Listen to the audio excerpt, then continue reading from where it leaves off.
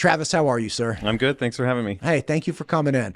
You are running for the Ada County Library District, yeah? Correct. Fantastic. And interestingly, there are 2 seats for Meridian, 2 seats for Ada County, and people have like paired up, right? Like this is the thing. So you're running with Jonathan, right? Yeah. Fantastic.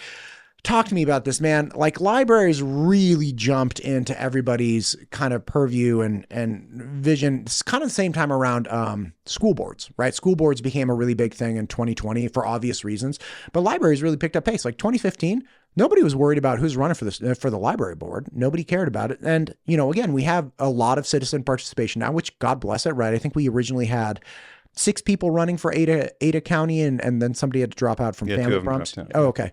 So now we're down to 4, right, for 2 spots. So, I mean, that's great. If you want to talk about civic participation, that's wonderful. But why are you running? That's the big question. Yeah, I want to answer that question, but can I just touch on something you said first? Sure. You know, you talked about the interest has changed. And 2 years ago, there was a very similar election. And, you know, there's an independent candidate who reached out to the Republican Party and asked, will you support me? And they you know, crickets. They didn't respond to her at all. And so the Ada County Democrats supported Marianne Saunders to run 2 years ago, and she won.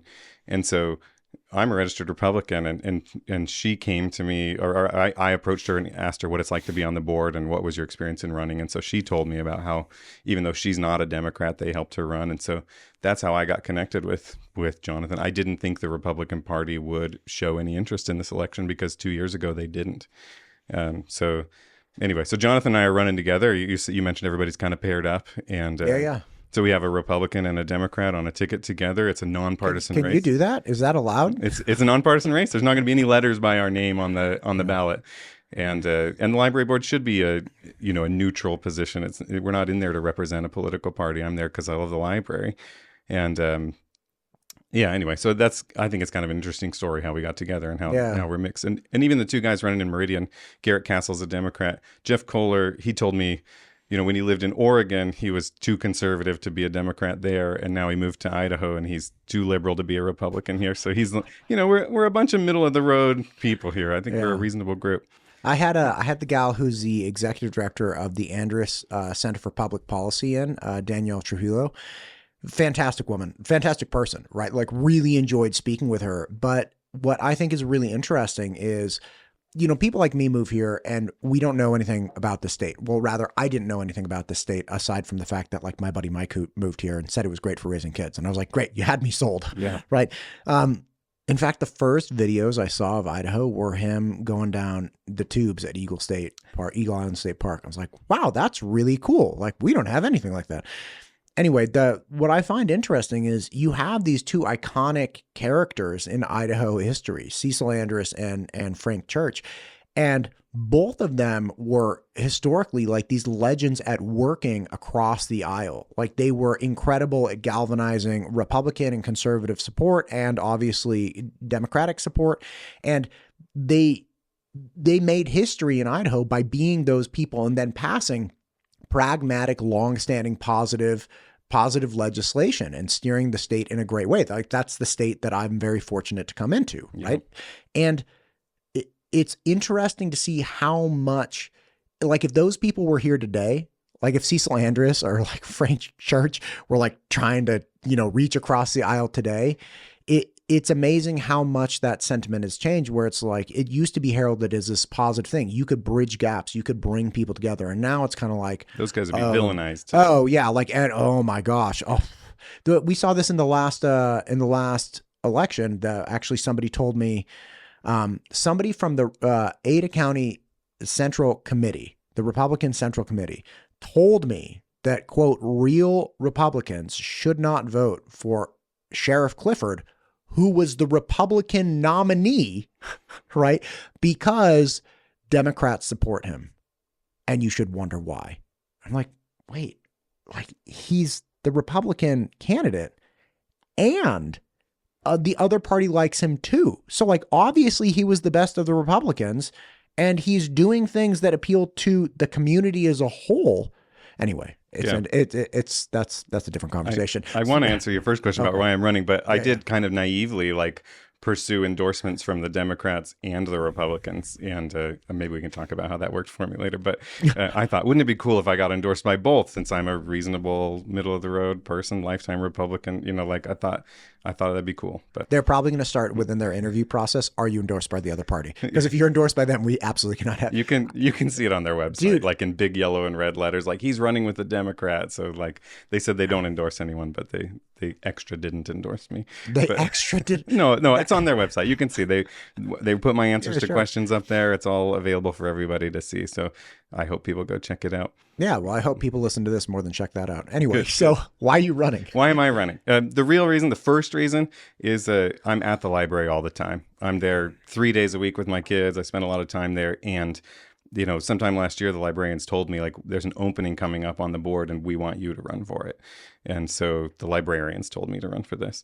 So since then, I've tried to educate myself. I've been zooming into board meetings here and there over the last 6 months. I've been trying to learn what a library trustee does and how the library works. And I think we'll get into it, questions about which books are shelved where and how they make those decisions. I've been interviewing library managers and librarians trying to figure it out.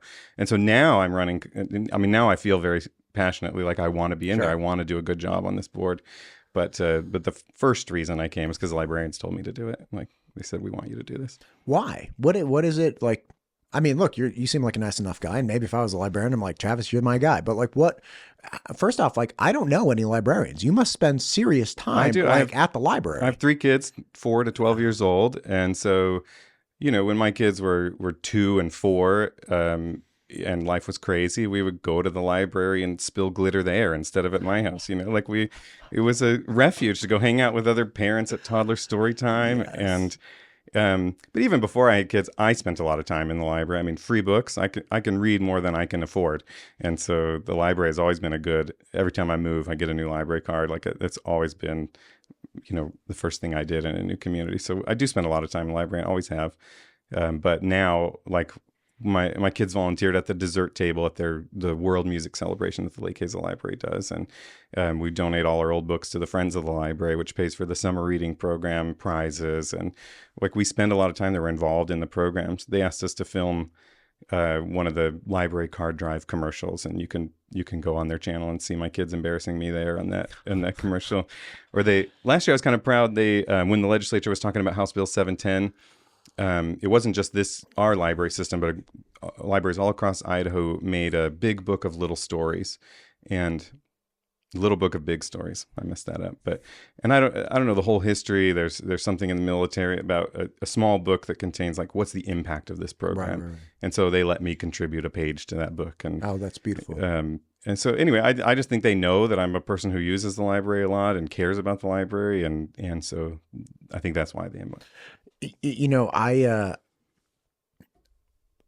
obviously I was a rhetoric major in college, and as such, I obviously had to deal with a lot of books, right? But when you're like 21, like college was so expensive anyway. It was like whatever, books, like books everywhere, fine. And when I got older, I consumed more audiobooks, and then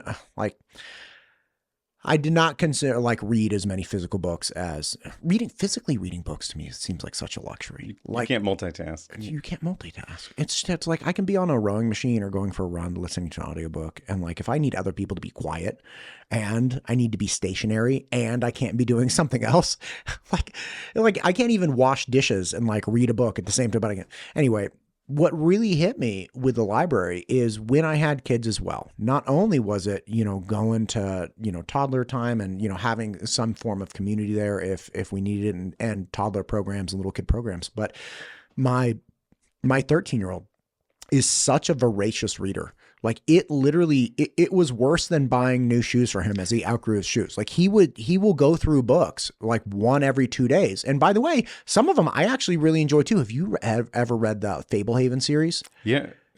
That was on the Idaho Battle of the Books list this year, the first Fablehaven book. Dude, hell yeah. I read the entire series. Now I'm on the Dragon Watch series. And like my son, they get me the Dragon Watch series for Christmas. And I don't even get to, like, we don't even make it through the day before my 13-year-old cracks it open. He's like, could I just I'm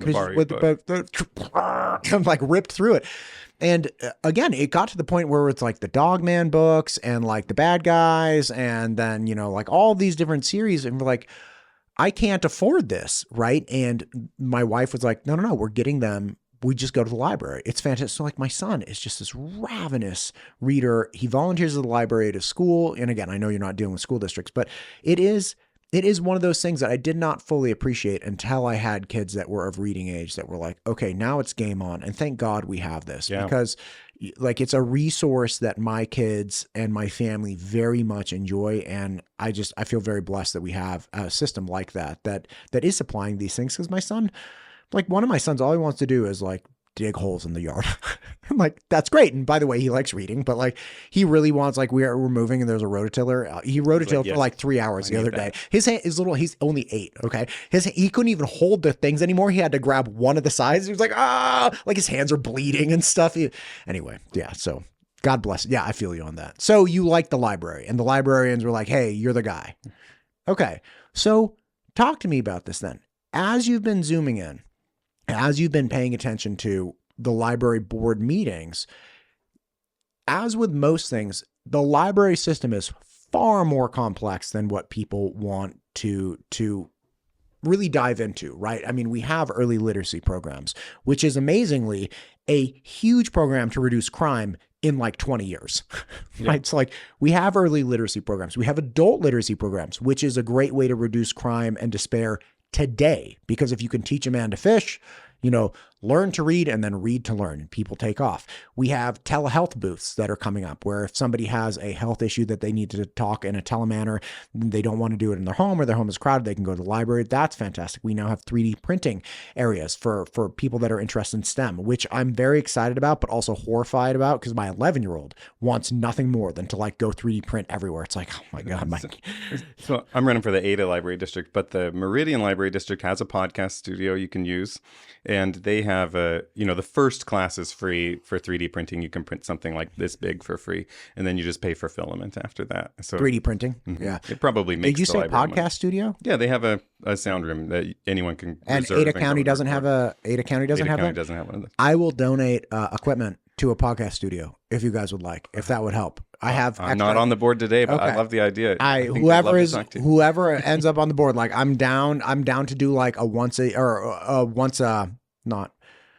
not once a quarter, once every twice a year, not biannual, because that could be every 2 years or twice. Anyway, whatever, like a little seminar on podcasting. Like these are awesome things that people should have, right? And like it's awesome that we have counties and specific cities that are getting after it. And it's something like that's a huge startup cost, right? And we can all share a little bit in the tax burden, and then some new business owner or someone who's just exploring the podcast space can jump in there and do that without going underwater, getting a big business loan. Right. So talk to me about the details. What have you learned, and what are things that you really think are important going into this? Again, we all know that the book restriction, book bills from last year, the whole bit, like, okay, whatever your position is on this, totally fine with me. But what is it?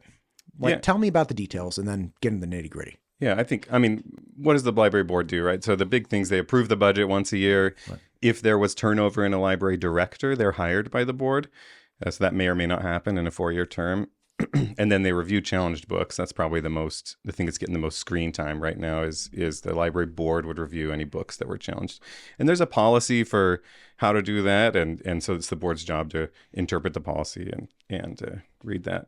I think a lot of other stuff they talk about in meetings, most people would find totally boring, like not interesting to the average citizen, but day-to-day operations. They worked on a renovation in Star and all the details and contracts and everything that has to do with that. They rewrote some of the employee manual. So kind of boring administrative stuff. I think it's important to note that librarians have master's degrees in library science, and so the details that I think are really interesting about how do we have the perfect collection for our community, and what's our demographic and our circulation pattern, and what are the national standards, and what books should be in our library. Like the librarians are doing all of that.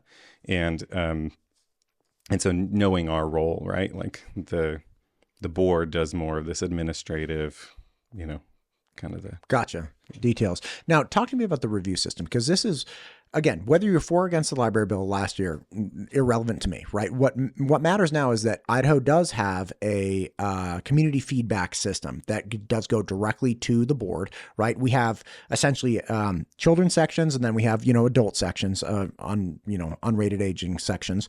And then we have like some books that just don't exist in our public library systems, right? So we really have three different collections of books: one for minors, one for adults, and then one that, is not making it through the doors.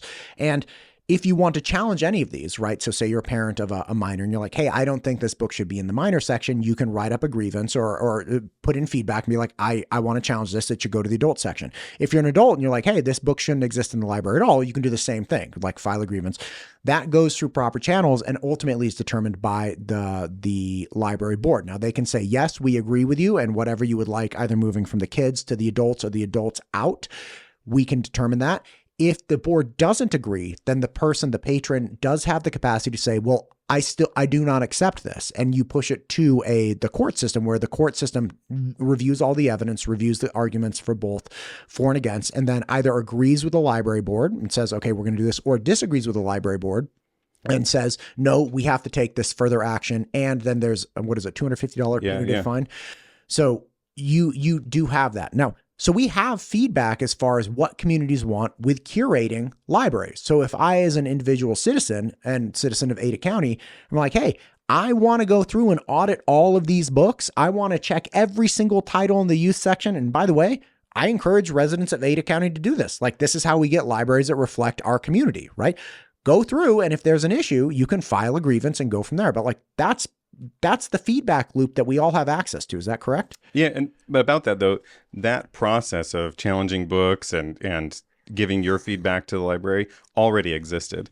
We had that way before House Bill 710. That's always been a part of libraries. And so what this new law does is offers this kind of bounty hunter, like an individual can get paid for catching the library out of compliance, and librarians can be held personally responsible instead of the agency being held responsible. So that's why people who don't like the law says this law hurts librarians and costs libraries money and makes kind of weird incentives instead of collaborating with the community. There's a $250 incentive for busting the library for being out of compliance with the law. But that's only if I file a grievance and it goes to the board, and then the patron forces it past the board decision, because the board could just agree, and then there's no bounty. There's no $250. Yeah, the bounty, I think, is if we say this book goes in the adult section and then you find it in the teen section. I think that's how it works. I haven't read about it happening anywhere, but yeah. So I don't think the law was necessary, but the feedback, the hearing from the community and having books on the right shelves makes perfect sense, right? I have 3 little kids. I want the library to be safe for kids. I want my kids to have age-appropriate material. Wow. I think the division you made too about children and adult section of the library, there's a little bit of nuance there, because there's a children's section and a teen section, and then there's a young adult section, and then the rest of the library, they just call it the fiction, nonfiction section, but that's the adult section of the library.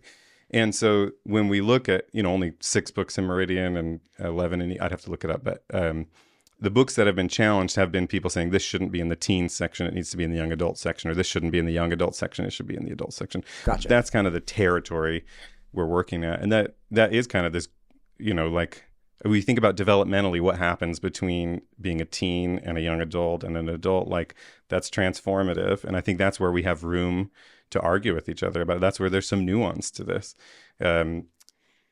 What do I want to say about that? So I was thinking about, like, what's the right age for a kid to read a book with sexual content in it, and who's the best person to make that decision for each kid. And so the librarians are going to give us a good starting point. Like, these books go in the teen section, these books go in the young adult section, these books go in the regular fiction, nonfiction section. Right. And that's like the movie rating, right? Like, that's a starting point. And then my job as a parent is to know what my kids are reading, and the answer, like, what age is this book appropriate, is going to be different for different kids in the same family. There's no way we can have a rule in our community that works for every culture and every family that's represented in our library system. So the librarians give us a good starting point using industry standards. And then it's my job to go into the weeds and the nuance there and know what my kids are reading and make sure that they get what I want them to have. Sure. And even across time frames, right? Like, I was trying to show my kids, was trying to show my kids Back to the Future. Yeah. And Back to the Future is rated like PG, I believe, right? And I was like, this is a great They're drinking. And oh, dude. But in the preview, I was like, this is a great movie. And my wife's like, I don't even think she's seen it, by the way. Like my wife, I love my wife. Nobody's perfect. She hasn't seen Back to the Future. Like apparently the doc freaks her out. I'm like, dude, he's just like a crazy old scientist. Anyway, the point is, she was like, I don't know. So I'm like, look, just look at the preview. It's super awesome. It's like Michael J. Fox. Even in the preview, PG movie, he's like, oh, like, this is PG. I was like, oh God, I screwed this up. Cause now my eight-year-old's going to like go to school the next day. So even across time frames, our rating systems and what communities agree to, because I didn't think anything crazy that movie when I was a kid. And like, I remember seeing Dick Tracy and I remember going to my Little League game and like telling people from the outfield to like, yeah, he's got the yellow coat. He's cool. Dude, yeah. And the bad boy kid in that movie, like had all these catchphrases that were just like hyper crass and inappropriate. And like, I thought it was fine and nobody told me. Anyway, so yeah, I get what you're saying. So even within a family, you have different things that are appropriate. And there's feedback that the community can engage in, right? Like if collectively people are like, no, I really think this is a young adult and it's not, like a little kid, then like, fine, we can have that conversation, or you can, because I'm not on the library board, but that there is that place for it, for that robust discussion. And but the thing I dislike though is people saying like, well, you should know what your kids are reading. And it's like, but we all agree that libraries become like a sanctuary for after school people, right? Like I have a very dear friend, this guy, Drew Whalen, and he grew up poor as poor could be in Ketchum. And, his parents did not have it all together. And he went to the library and he was like, that's where I was exposed to the world, right? I was exposed to ideas and thoughts, and there were like adults there that cared about me, and I could go there after school and they'd like give me awesome books and like help others, like completely devoid of any kind of controversy. Like, and he became this very, very educated, successful people, and he attributes it to the library system. And that was a beautiful, beautiful story. But it's like, okay, but in those situations, we all like that idea of, like myself, like a latchkey kid who has access to the library. It's like, well, then the idea that like, oh, your parents should know what you're reading. Like, you don't know what I'm reading. I'm in the library reading whatever I want. So again, what you're saying makes more sense, which is, hey, look, let's have a conversation about what should be in the library. And then let's have a robust conversation about where all that stuff should be. And then, do the best from there. Yeah. I think 2 points about what you said too. Like, one, I think kids are safe in the library right now. The librarians knew my kids' names within weeks of us showing up there, and they know what I want them reading, and they suggest books that they think I would like my kids reading. I've never been like horrified or surprised by anything a librarian recommended to my kid. I think they are safe places, and I see kids in there without their parents after school, and the librarians know their names and know what they're into, and they do an amazing job of managing some troublesome teenagers after school. Like, they're not a child care center. It's not their job to supervise children. And I think that they do fantastic. But that's the other point too. I've heard other people talk about, we want our libraries to be safe to drop our kids off. And I like that idea too. And the library is not a child care center. It's not licensed or staffed for it. They don't have the right like patron to supervisor ratios. They don't have, it's not a daycare. They don't have the same stuff. And if we wanted them to be a daycare, we'd have to triple the taxes on the library to help them do that, right? That's not what it is. And so right now, do I let my kids go to the park alone? Do I let them go to the grocery store alone? Do I let them browse the internet or use a cell phone? Like, I have to decide the capabilities of my kid and what activities they would be safe engaged in. And the library is like that. It's a public place, and you have to decide if your kid's mature enough to go to the park by themselves, or if they can go to the library by themselves. And I know there are families where that, like, they don't have the luxury of choice, and that's sad. But that's not the library board's problem. That's our society. Like, that's how we've chosen to do things right now. Yeah. I think, gosh, man, what a clear and, real articulation, which is like, it is not the library's board's job to present a daycare for every single family in the community. And that's just true. Like, and you and I can be upset that there are kids, like me, that didn't have a lot of guidance. You know who else? Dude, I remember the story from Rogan, from Joe Rogan. He's told this story umpteen times. Oh, I'm glad you like the tea. Yeah. Hey, babe, there's the way. There we go. But he was like a latchkey kid, and he would go to the library, and the librarians look out for him. He tells a story about this guy who was like, I guess he liked monster books. And he was like, oh, kid, you like monster books? Like, come check, I got monster. And he was like, yeah, you got more books? Like, yeah, come to my van, check it out. And I guess the librarian was like, Joe Rogan, you get away from that man. He just got out of prison. The guy like took off, went running for it. Good job. And yeah. And so here's like little 8-year-old Joe Rogan, like just trying to look at monster books, and the librarians looking out for him and like really saved him in this really scary situation. Yeah, I think that is a great point, which is even the park examples. Perfect. Like Costco. I always use this example with like predators on tech. It's like we let our kids go places, or we don't let our kids go places that we would go with them all day long. Like I'll take my kid to Costco all day long. I'm not letting my kid wander around Costco alone. They'd get arrested. Right. Now, would I say Costco's safe? Yeah, Costco's safe. It's safer than a bar, but like Costco's not safe like my living room. Like, especially for Mike's, like, it's not the same thing. Yeah. So they're ultimately, essentially what you're saying is, look, there are limitations in our lives as human beings, and there are limitations within our communities. And the library board is certainly limited with the scope and purview of the work people should be looking for. Yeah. So we talked about keeping kids safe, and I think we all agree we want kids to be safe in the library. I think the ideal that creates tension with that is that the library needs to represent the whole community. We talk about like parents own the library, parents are taxpayers, we're the stakeholders, we should decide what's in the library. But Idaho is a diverse, the Ada County Library, we have a diverse community of adults and people from different cultures and people with different, thoughts about parenting and what information you give to your kids at what age. And so they're all taxpayers, they're all stakeholders in our library system too. And so the library has to represent everyone in the community. And so there are going to be books in the library that I think are outlandish and totally offensive. Like what? They should. Like what? Come on. I don't know. I want to know some kind of outlandish and totally offensive book. Do you have all the 50 Shades of Grey books? I bet you do. I'm 99% sure you do. I read the first 10% before I knew what they were, like the free sample on the Barnes & Noble e-reader. And I'm like, what am I getting myself into here? I read all 4 of them. That's great. There was 50 Shades darker, 50 Shades lighter, and then there was a gray. Like some spin-off? Yeah, so it was like the background of, what was his name? Gray. What was his first name? I can't remember. Not Dorian. No, but I think it was like a little bit, yeah. Yeah, so like, okay, that one I guarantee you is probably there, and like people blush when they reserve it, I'm sure. Yeah, so anyway, there's going to be books I don't like in the library. Sure. And but there should be books I don't like in the library.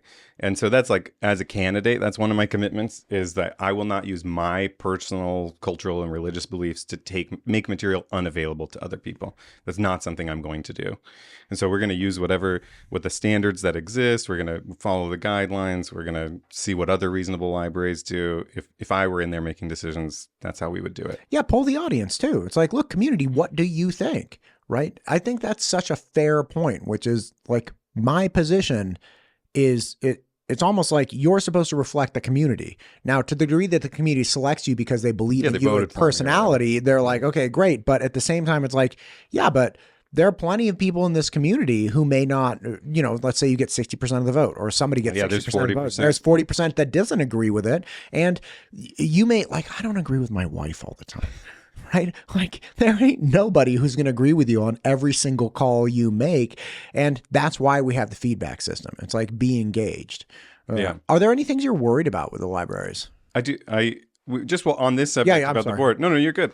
Like, you talk about the community has this feedback loop and the ability to challenge books. And just because one community member submitted a challenge doesn't mean that the greater community agrees with that person's challenge. Some of the books that were challenged in the Donnelly Library, I think someone read something online about, here's 40 awful books that we need to go get out of our libraries. And some of the challenged books weren't in the Donnelly Library. Like, the librarians, deliberately chose books that they thought people in their community would check out and use. So they're not out there getting the most radical, sexy or weirdly political books that they can get, because they're working they don't want to waste money on books nobody's going to check out. Yeah, right. And so some of those books that people are like, you need to get that out of the library. Like, it's not in the library. You just saw something online and got excited about that and wrote these challenges. So when I'm out talking to people about, like, have you had a bad experience at the library? I haven't had anyone say yes. And so I'm not saying it's not a problem. I love that a feedback loop exists. I love that there's an opportunity for people to challenge books, but like my kid, I have a 10-year-old, and she thinks she's older than she is, and she wants to get every cool thing, and she brings home age inappropriate books all the time, and I just go through them with her when they come out of the library bag, and I sort them into the pile she can keep and the pile she can't. So that's my job. You're like, listen, I know you're into art, but 50 Shades of Grey is not the book for you, dear. It's not a charcoal book. It's not. It's not a charcoal book. Yeah, that's all right, I'll tell you what. I have had a terrible experience in a library, but I don't actually know what library it was. And I really just watched it on TikTok. And like that alone. Right. That wasn't you in our library. Right. Yeah. I feel like that's what happens with some people. Now, I will take this back. I actually did have a bad experience with a library in my former community, and they're a school library, and it was like, okay, this doesn't seem appropriate. And of course, like, I didn't go charging off to like get people fired. It was like, can we at least have a conversation about this? Now, one of the big problems with the state that shall not be named is that you're not allowed to have conversations. Like, you can't talk about things. You can't be like, can we just discuss this? Like, in fact, it got really crazy. I'm not going to go into the details, but like, so I really do appreciate that somebody could, in good faith, bring an objection. It's like, let's sit down and talk about this book, right? But I have not found that to be the case in this state, right? Like, that's not, I feel like most people come to the table either saying like, you need to get this book out of your library, and people are like, that book's not in our library. Or the flip side of it is like, you're all like Nazi book banners and you want to burn all the books. It's like, okay, or we just want to move them to like the adult section. Like, can we do that? So it's kind of like, if people could just come to the table in good faith and first do your homework, know if the book that you find objectionable is actually in the library, then do a little bit more homework and find out which section of the library it's available in. And then if you want to go crazy, go to the library. If the book you find objectionable is categorized in the appropriate section, and just make sure it's in that section. Right? Like, if you do those three things and you're really worried about it, you should be able to knock down. You got a list of 40 books. Dude, you know what you and I should do? We should get like a gimbal, or I'll just put my iPhone on a tripod, and we should look up like the 40 most offensive books like this person did. And we should go to the libraries. How many libraries in the Ada County Library District? There are 4. Okay, great. Let's go to all 4 libraries, and let's first off find out if any of those books are in those libraries, and then just go find out what section they're in, and then just go confirm they're in the right section. Like, that would theoretically like really make a lot of people happy. You'd be reassured. Yeah. Yeah. Dude, why don't we do this? We should do this. You can do it from the website. Most of them are labeled teen or young adult, like just on the listing in the website. No, but then we got to make sure, just to be sure. Yes. Because like, you don't know if somebody like slipped it into like the little kids section by accident. Yeah. Anyway, so again, what are you concerned about? Yeah. You asked me what I'm worried about. So, there haven't been a ton of challenges since 710 came through. I can't remember the numbers, like 6 in Meridian, 8 in Eagle, or something like that. Now, those are the Eagle and Meridian library districts, right? Yeah, different library districts. Okay, great. And nothing in Ada County? There was, I lost the number. Was it 6 books that the board did decide to remove from the collection, but they violated open meeting laws and pulled back the decision, so they're still in there.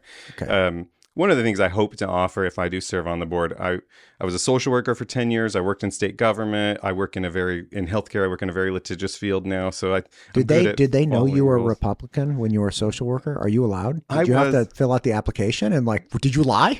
I've been in this weird middle ground most of my life, right? I was like, I grew up in Utah in a very conservative community, and I remember being like the most liberal teenager in my friend group. And then I went to social work training, and I was the most conservative person in my social work training.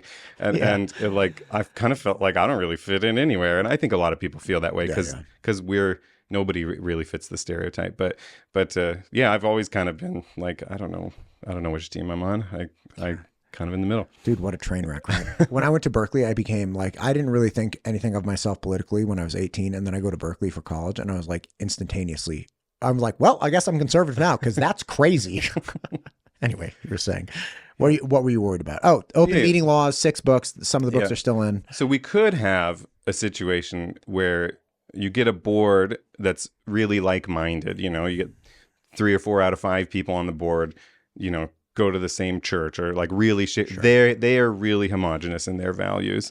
And then you could get, some of their community members could just challenge a whole slew of books that they don't like. and the board would say, yeah, you're right, these are totally offensive, let's get these out of here. And so that hasn't happened, but that's not hard to imagine. I feel like we're in a vulnerable place right now, like this tenuous position that could happen after this election. And so that's what I'm worried about. Other things I'm worried about too is like, at the federal level, cutting funding for libraries, at the state level, you talked before we started recording about, people vote no for every kind of tax there is possible. So if we did need to increase funding for libraries or something, that would be hard to convince people in this community to do that maybe. I think there's a lot of goodwill for our libraries, but library funding and, and just a hostile board that wants to revamp the library, that could happen. What else am I worried about?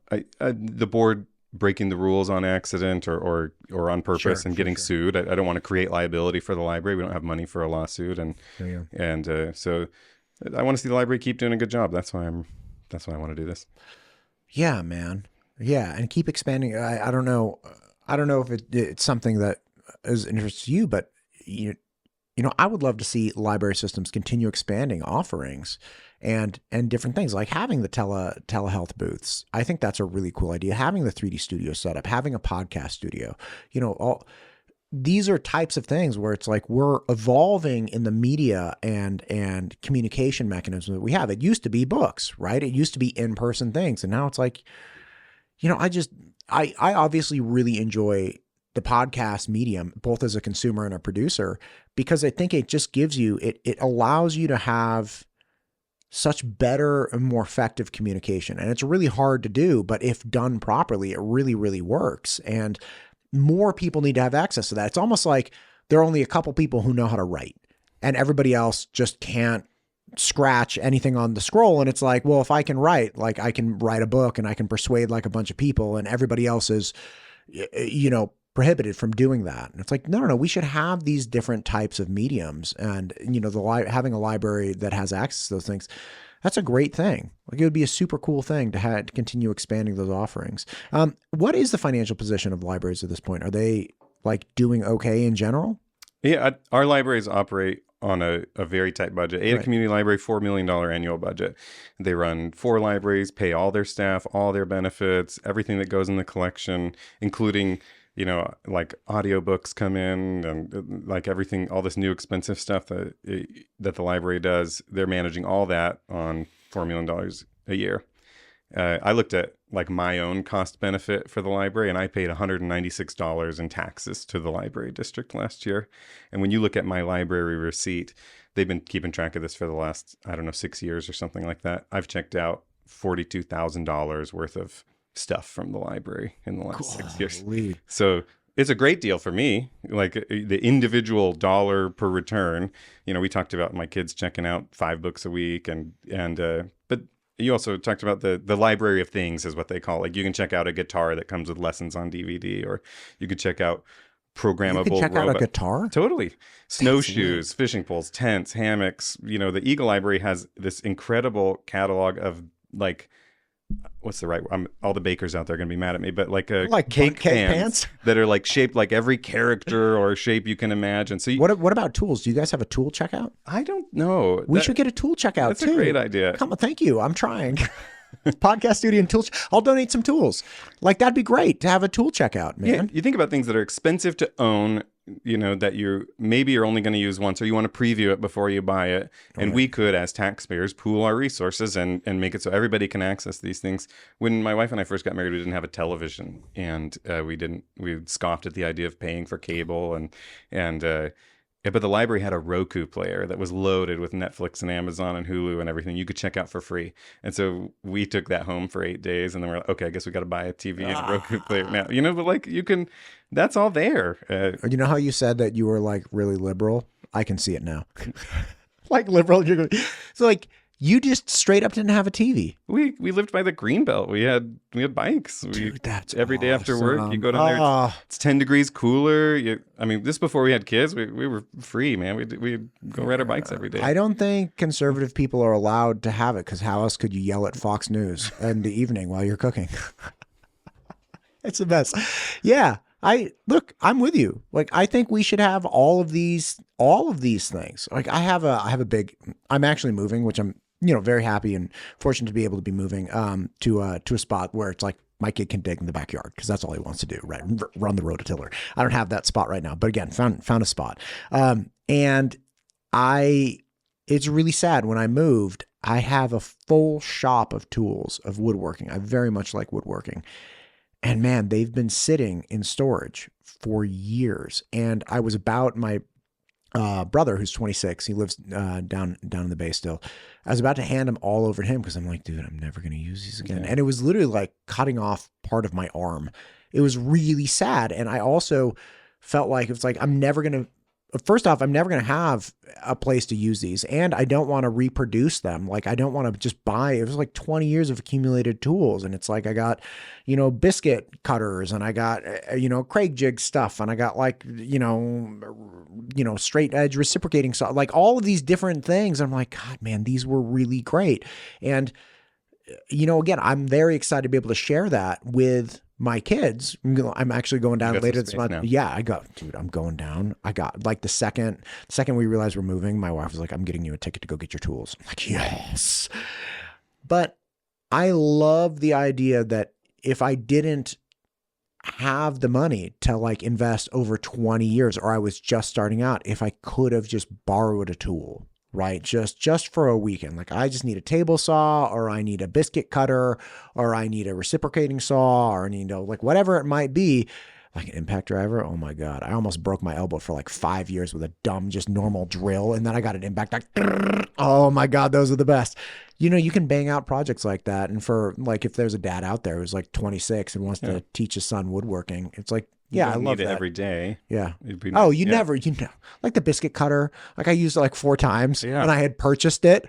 Totally. I'm like, can I find something to do with this? And Tate's Rents doesn't have everything, right? So you can't, I think that's a great idea. I wonder what they have in that regard. I was talking to one of the librarians about like programs they could do to bring in our demographic. I guess like middle-aged men don't frequent the library as much as everybody else, and so they were wondering like, what else could we do? Get some dad bod fashion magazines, like really help me accentuate. But anyway, probably not on top of their list. What'd they say? Yeah, that's fair. No, they were wondering. They were like, what could we do to bring you into the library? And I'm like, I don't know, game nights or book clubs that aren't about murder mystery, but one of the things they said is they do sometimes like bring in your technical problem. And you have an appointment with a librarian or a local expert, and they'll figure it out for you. You got a plumbing issue, you got an electrical issue, like come in and we will find the resource together so that you can go home and fix this thing. And I thought that was a great idea. That's a great idea. Yeah. Dude, we could do a seminar just on the different types of flappers in your toilet when your toilet starts. Because you get like... you go to the hardware store. Oh, yeah. It's like a gigantic thing. It's like, do you need the one that sits on the central drain? Do you have one with the hooks? Do you have one that actually doesn't get removed and you just pop off the headpiece on it down here? Like, we could do like all kinds of different, or like you have the old turning faucets and the stem on the inside wears out the washer. There it is. Like compression, do you have twist? Like like all kinds of home repair things. Yeah. Did you ever see that masterclass on avoiding your family? No. It's this guy, he's like, I have 6 hours of uninterrupted me time every day. And he's like sitting at it. He's like, stuff? Yeah, he's like, always do projects because nobody wants to help and you can always look annoyed. He's like, body language is key. And you see him like standing in the middle of his kitchen on his phone, like, ugh. He's like, the more annoyed you look, the less people want to talk to you. And he's like, this is going through this whole thing. And it came out in like 2020. So everybody was like kind of stuck at home. He's like, this is my masterclass. That's great. That's good. Yeah. Yeah. I'm with you on all of these things. So bottom line, I mean, you like education, you like books, you like having a community hub, you get enormous benefit out of it. You think there should be robust and ongoing community participation. You don't think your own personal values should dictate what happens to the entire community. Anything else? Yeah, let me think. There's some good stuff. We're hitting all the topics. Yeah, no, I appreciate it. I think just if I can, I don't think most of what we've said is super controversial, and I think probably many of the candidates in this race would agree with most of what we said here. So why should people think about voting for me and Jonathan? And just a couple things. Before you say this, Yeah. can you please tilt your mic back this I way? knocked it out. Yeah, I want to hear, because I want to hear what you have to say. Cool. Go. So one, like being accountable, like coming places like here where people can hear more than just our 2-minute door speech, right? Yeah. Like the League of Women Voters is a nonpartisan organization that's been around more than 100 years, trying to get people registered to vote and hosting candidate forums. And they had a forum last week, and Jonathan and I are the only active candidates who came. And so I saw that. That would have been an opportunity for us to differentiate ourselves. Like all 4 of the candidates live within 2 miles of each other. 3 of us go to the same church. We're all about the same age. How's a voter going to decide between us? We're so similar, and many of our views are uncontroversial, right? We want our kids to be safe in the library. We want our library to represent the community. So one is putting ourselves out there, being available to the community. That's my show of good faith that I'm going to be accountable to the people in the community, the ones who voted for me, the ones who don't vote for me. As a library trustee, I'm going to do everything I can to try and make myself available and make the board accessible to the community. We talked about books that are challenged, and I personally made a commitment to read them, depending on volume, right? If we get 100 challenged books in, but which we would already know, right? Like we people can challenge, right? Yeah. So I'm going to read it. I'm going to try and make a decision and engage with the material and follow the guidelines. I'm going to do a good job. I'm not going to give a knee-jerk reaction based on something I read online or my own gut instinct about it. I'm going to be thoughtful and engage with anything that comes across our desk. Those are 2 things. Two big things. If I may ask, and this is, not fair, obviously, you're the second Ada County interview I've done. I did have the pleasure of doing one Meridian interview and hope I got a couple more coming up. What do you think is the biggest differentiation between you and Jonathan, obviously running on a ticket together, from the other 2 candidates? That again, I want to talk to everybody and understand. But what do you think? I know some of the other candidates personally. Rachel is a wonderful person. When my house flooded a few years ago, her teenagers showed up at my house with boots and shovels and helped us excavate our front yard. They're wonderful people. I think Rachel and Suzette are both they're both trained educators. I think they're great people. Unlike the people. That's not a great transition. Everyone's a great person, right? But I think the Meridian race is easier for voters because 2 of the people running tried to close the library, and so Mike and Phil tried to close the library 2 years ago. So I think the people in Meridian have an easy, we should vote for Jeff and Garrett, right? But well, if you want to keep the library open. Yeah, right. Do you have, I do not live in Meridian, and I was not following the Meridian Library District. I've heard several people say this, do you feel at liberty to tell what do you mean they tried to close it? Yeah, I don't think I'm the best source of information about other candidates, but the Statesman did an article about it on what are they posting online right now. And so you can go and see what those guys' views are and why they tried to dissolve the library district. And so I'm more worried about that race than my race, really. I think Jonathan and I have the misfortune of running against decent people, and if we lose, the library be okay, probably. I love that you said that. I love that you have the misfortune of running against decent people. God, that's what we need. The only other people that I've interviewed that are running campaigns that said that were the people running for Eagle City Fire Commissioner in 23. All 3 of those guys, they were running for one spot. All 3 of them complimented the other 2. And I was like, God bless you guys. Because the Eagle mayoral race was a train wreck. And so to finally get to the end and meet 3 people who were they really all felt that they should be elected, but they were all listen, you get one of us, you're doing well. Any 3 of us would be great. I just think I could bring this really positive thing.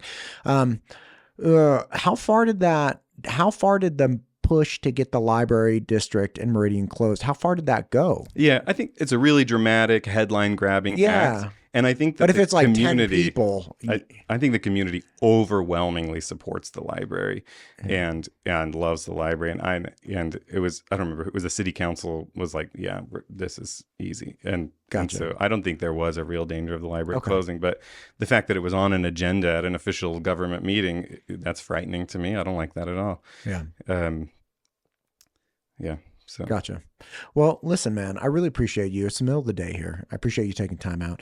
I got your 2 points. Is there anything else you'd like to say here at the end? No, I mean, I appreciate your time. Thanks for letting us Yeah. reach more people. We did talk a little bit about turnout in these elections. So this is nobody knows there's an election in May, right? So I'm so glad you're doing a podcast. May 20th is the election. And, like 13% of people voted in this election 2 years ago. So, if you want to have a voice in how your library board runs, and, please come and vote in this election. Yeah. Yeah, for sure. Well, thank you for what you're doing. Right. I always appreciate people that have the guts to put their name on, the form and send it in. I mean, that's how I get a hold of pretty much everyone. It's like, okay, you had to file your form, your name, your address. Like, you really put yourself out there. I was speaking to somebody just this morning, very unfortunate. He hasn't even filed to run for anything. He said, hey, look, if the person that represents me right now drops out, I'll throw my ring in the hat to like run a campaign. And it just telling that to somebody, it got around to the wrong people. He instantly got doxxed. He got signed up for, ridiculous dating sites, like hookup sites, all of these different things that have made his life hell just because he said, if the person representing me either decides to move on or doesn't run or whatever, then I'd give it a shot. That is, one, terrible, and two, reminds me to thank people like you that are running, that just had the guts to actually do it, because we live in a stage right now in this state where people think it's okay to do terrible things like that. And people, it's like, we're just going to make it more painful and reduce the number of people that come to, if people believe in the free market, we need the most number of options, right? And it's like, some people say they believe in the free market, but then they willfully try to reduce the number of options people have. And that's unfortunate to me. So again, thank you for what you do. I appreciate you. Thank you. Thanks for having me.